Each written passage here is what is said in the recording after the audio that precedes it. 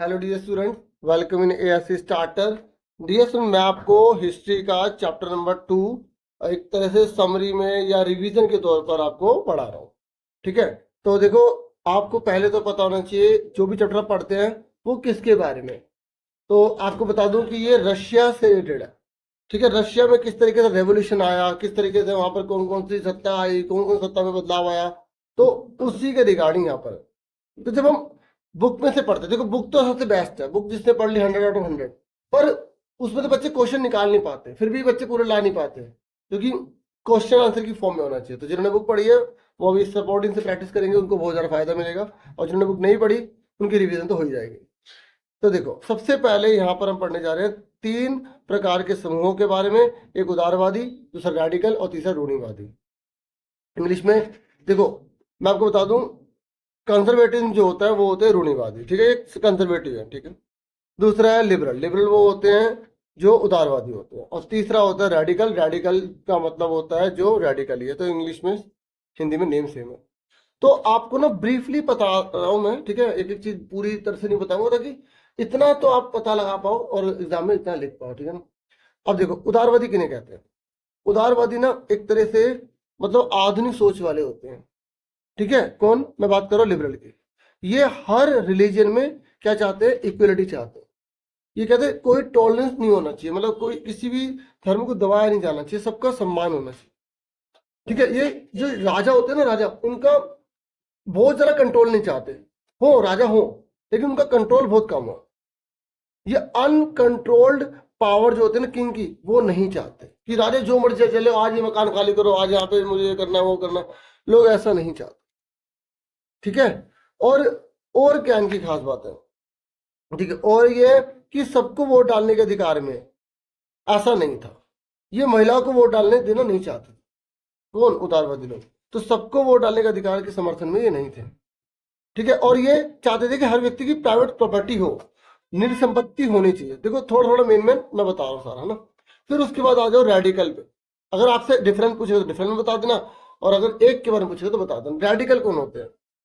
Radical कहते हैं कि अगर कोई भी गवर्नमेंट बन रही है ना, वो मेजोरिटी की बेस पे बननी चाहिए, भाई जिसकी मेजोरिटी है वो गवर्नमेंट बना लो। ठीक है, सुन रहे मेरी बात। ये कहते हैं कि प्रिविलेज नहीं होनी चाहिए। क्या नहीं होनी चाहिए, विशेषाधिकार नहीं होने चाहिए, जैसे राजा का बेटा राजा बन रहा है, ऐसा ये नहीं चाहते थे। कौन, रेडिकल की बात कर रहा हूं मैं। ठीक है, किसकी बात कर रहा हूं मैं, रेडिकल की बात कर रहा हूं। तो ये महिलाओं को वोट देने के समर्थन में थे, मतलब ये चाहते थे कि लेडीज को वोट मिले। ठीक है, सुन रहे हो मेरी बात, किसकी बात कर रहा हूं मैं, रेडिकल की। तो अब आपने डिफरेंस भी पढ़ लिया लिबरल के बारे में और रेडिकल के बारे में। ठीक है, जैसे ये चाहते थे कि राजा अगर आज हो कोई बात नहीं चलेगा। ठीक है, लेकिन ये कंट्रोल में राइट चाहते थे, राजा अगर अपने चलाए लेकिन लिमिट से। लेकिन ये तो कह रहे हैं कि मेजोरिटी की गवर्नमेंट बने, वही काम करें। ये राजा के राज को नहीं चाहते हैं। ठीक है, उसके बाद आते रूढ़िवादी लोग कौन होते हैं। रूढ़िवादी जो लोग हैं ना, वो ये कहते हैं कि देखिए, जो पुरानी चीज चलती आ रही है ना, वो चलती रहनी चाहिए, मतलब राजा अगर आ रहे, राजा बना रहे। ये कह रहे हैं कि अतीत का सम्मान होना चाहिए, जो हिस्ट्री है ना, हिस्ट्री उसकी रिस्पेक्ट होनी चाहिए। ठीक है, मतलब जो पुरानी चीज चलती हुई आ रही है उसका सम्मान होना चाहिए। और ये कहते हैं अगर चेंज हो तो बहुत ज्यादा स्लोली हो, स्लोली स्लोली। समझ में आ गई। तो अगर आपको मैं ब्रीफली बताऊं, कंजर्वेटिव, लिबरल और रेडिकल। और ये तो महिला को वोट देने के पक्ष में बिल्कुल भी नहीं थे। ठीक है, तो कंजर्वेटिव कौन होते हैं, जो लिबरल और रेडिकल दोनों के ही खिलाफ है, इतना रख लो। लिबरल कौन होते हैं, जो चाहते हैं कि परिवर्तन होना चाहिए। ठीक है, और ये वोट देने के अधिकार में थे, और ये प्रॉपर्टी के राइट के भी राइट में थे। ठीक है, और जो रेडिकल होते हैं वो तो मेजोरिटी की गवर्नमेंट की बात करते हैं, ये प्राइवेट, जो प्राइवेट प्रॉपर्टी होती है उसकी ये भी सपोर्ट करते हैं। कुछ कुछ चीजें दोनों में सेम भी है, ऐसी बात नहीं। उसके बाद नेक्स्ट है प्रॉब्लम्स ऑफ इंडस्ट्रियल रेवोल्यूशन। ये कह रहा है कि जब वहां पर औद्योगिक क्रांति आई तो उन्हें क्या क्या दिक्कत झेलनी पड़ी रूस के अंदर। देखो, बेरोजगारी बहुत बढ़ने लग गई, क्योंकि फैक्ट्री सब काम होने लग गया। साफ सफाई की दिक्कत बहुत बढ़ गई, रहने की दिक्कत बढ़ गई, क्योंकि लोग बहुत बड़ी मात्रा में ना जहाँ पे फैक्ट्री लगी थी वहां आने लग गए, और इतने आने लग गए बहुत ज्यादा, तो वहां पे गंदगी बहुत पड़ने लगी, झुग्गियां जैसे बनने लग गए, और मजदूरी बहुत कम देते थे, और काम के घंटे बहुत ज्यादा थे। ठीक है, अब आ जाओ समाजवाद किसे कहते हैं।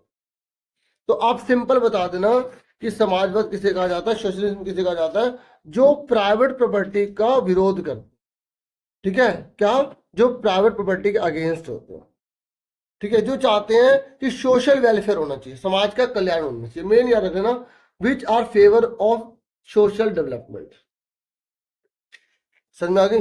देखो रॉबर्ट ओवेन ने क्या बोला है, रॉबर्ट ओवेन ने क्या बोला है, ये लाइन लिखी आएगी, आपको बताना पड़ेगा किसने बोला है। एक नए तरह के समुदाय, न्यू हार्मोनी की रचना का प्रयास किया, ठीक है, ये सोशल व्यूज हैं, ठीक है, रॉबर्ट ओवेन ने क्या बोला।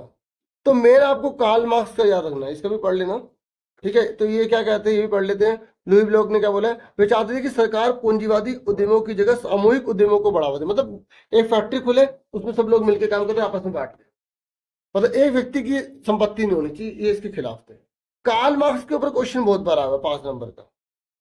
तो कार्ल मार्क्स का आप सिंपल याद रख लो कि वो पूंजीवादी जो लोग थे ना, जो पूंजीपति थे, मतलब जो कैपिटलिस्ट थे, वो कहते थे कि ये प्रॉफिट सारा खुद गेन कर लेते, खुद अपना कलेक्ट कर लेते, और जो नॉर्मल लोग होते हैं, ठीक है, उनको वो चीजें गेट नहीं हो पाती, सोशल इक्वलिटी चाहिए उनको, समाज में मजदूरों को अच्छी मजदूरी मिलनी चाहिए, उनको उनके राइट की पूरी वैल्यूज मिलनी चाहिए, मतलब ये समाज कल्याण की बात करते थे।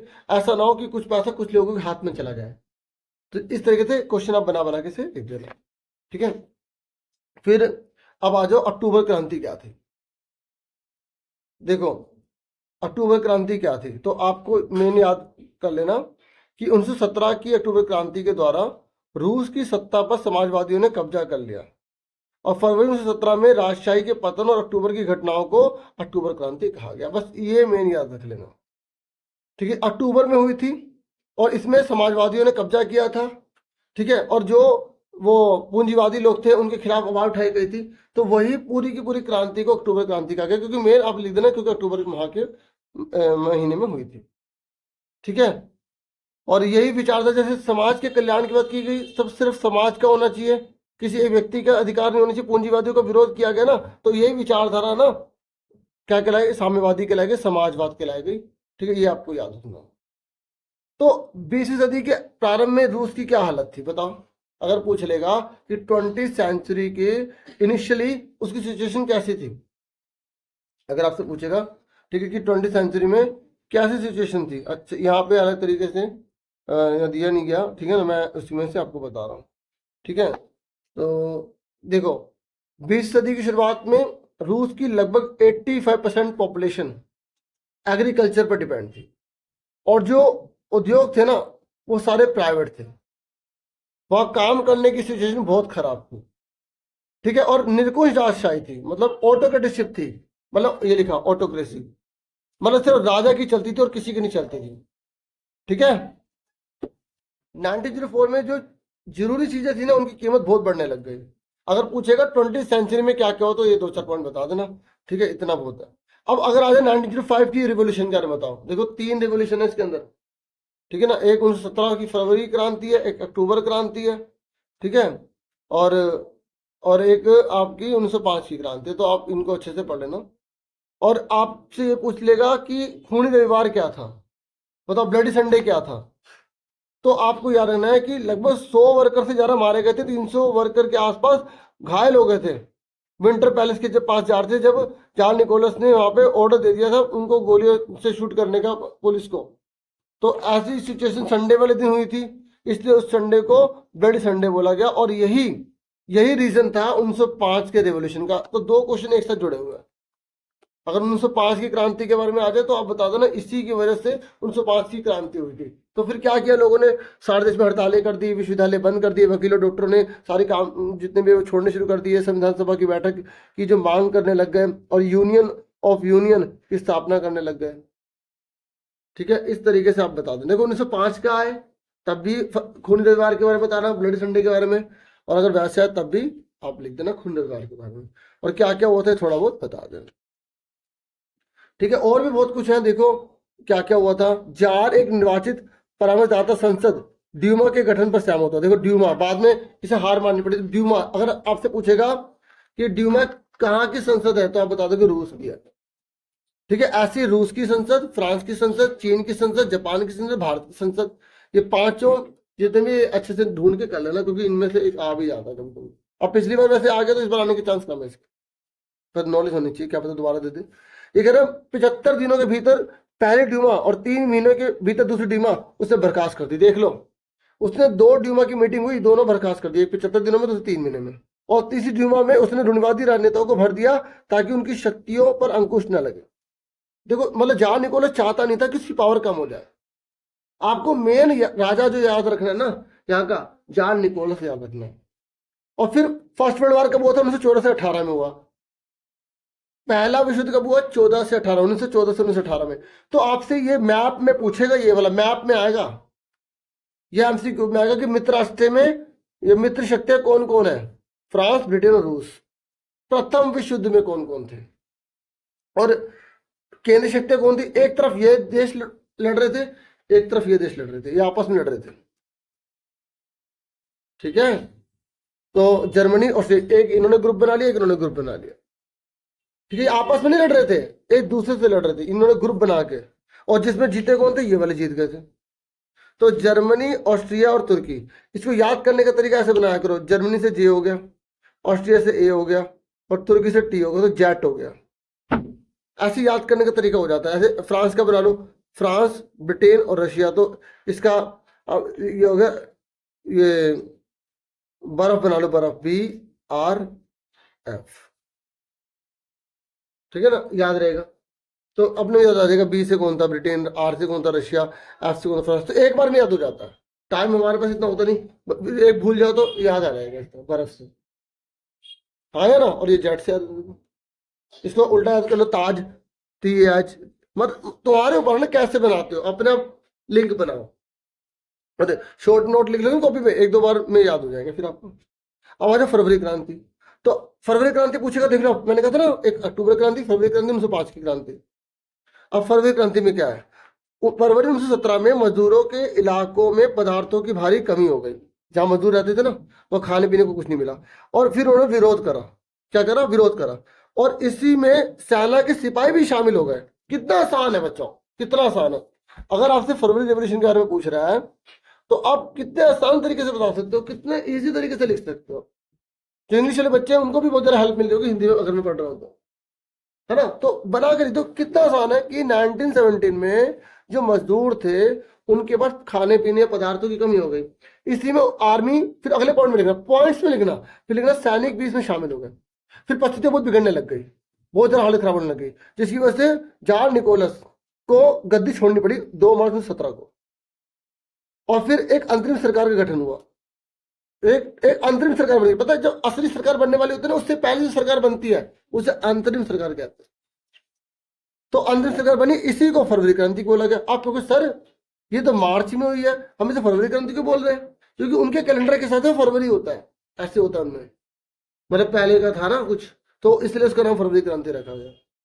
ऐसे ही वो वाले जो अक्टूबर क्रांति है, अगर उसे देखा जाए तो नवंबर में, तो हम उसे अक्टूबर क्रांति कह रहे हैं। हमें इससे कोई लेने देनी है, बस तारीख याद रखना और आपको नाम से बताना है, क्या बताना है, इसका नाम फरवरी क्रांति।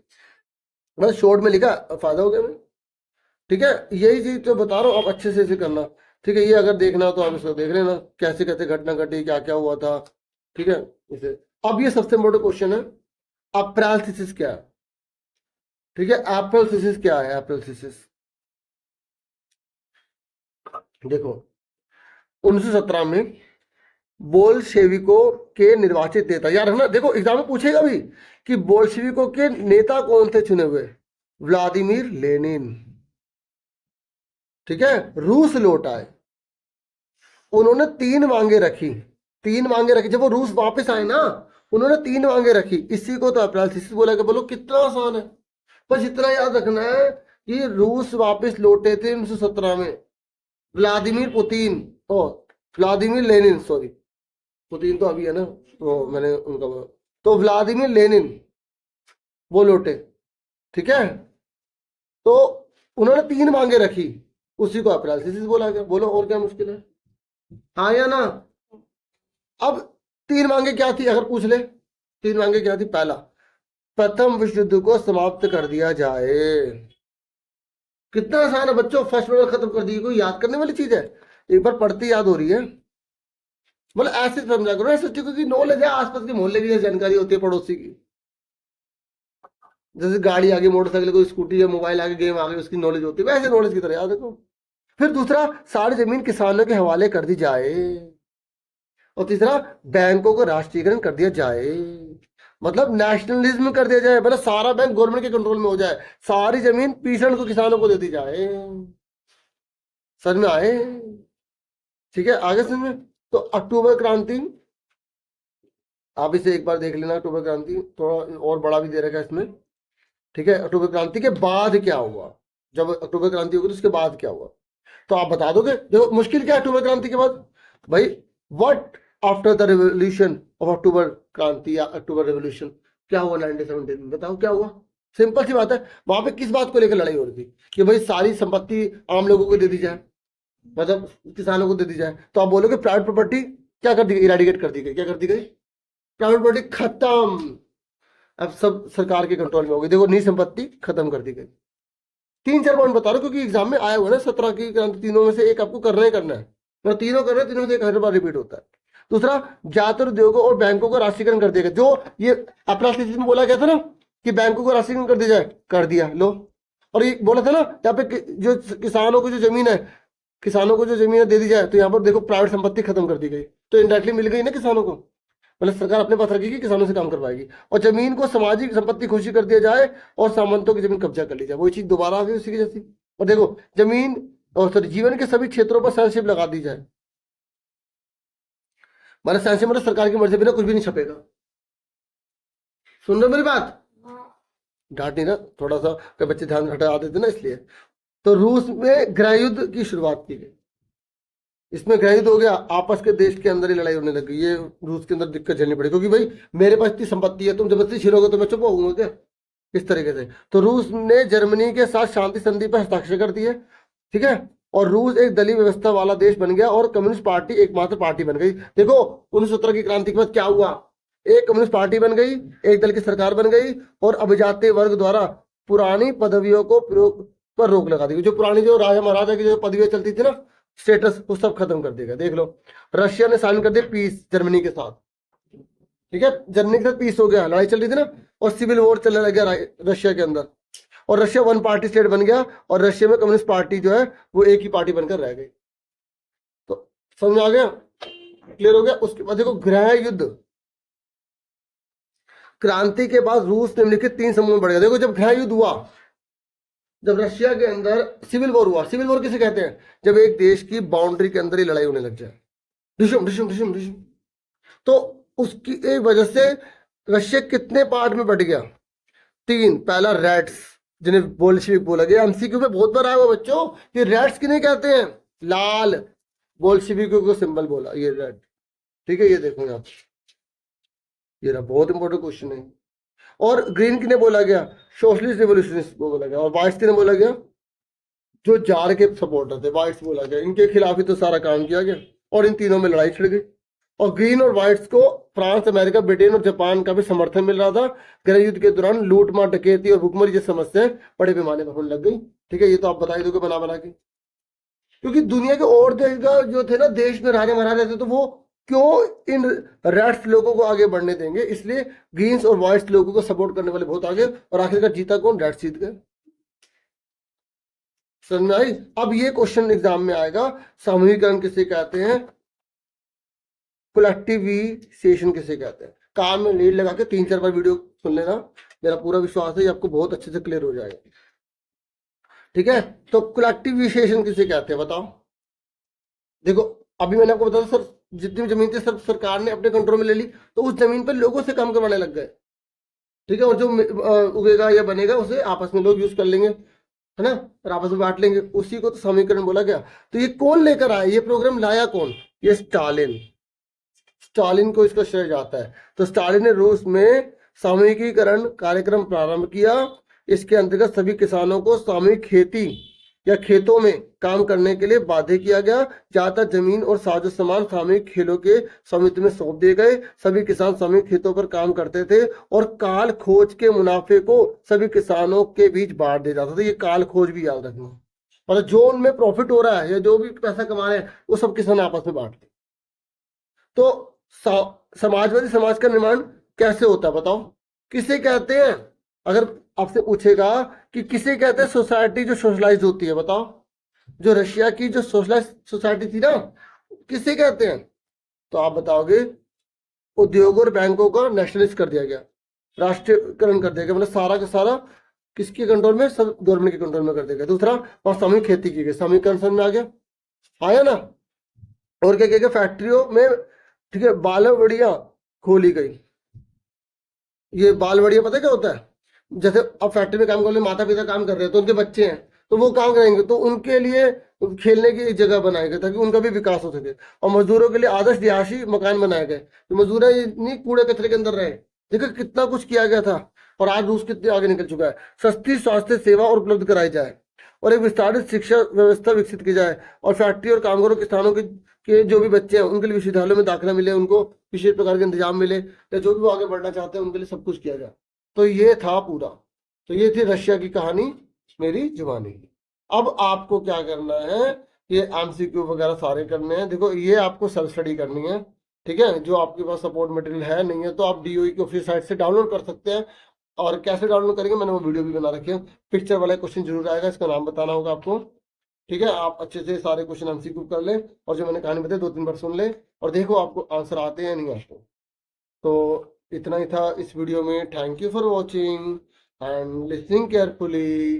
Take care yourself dear students.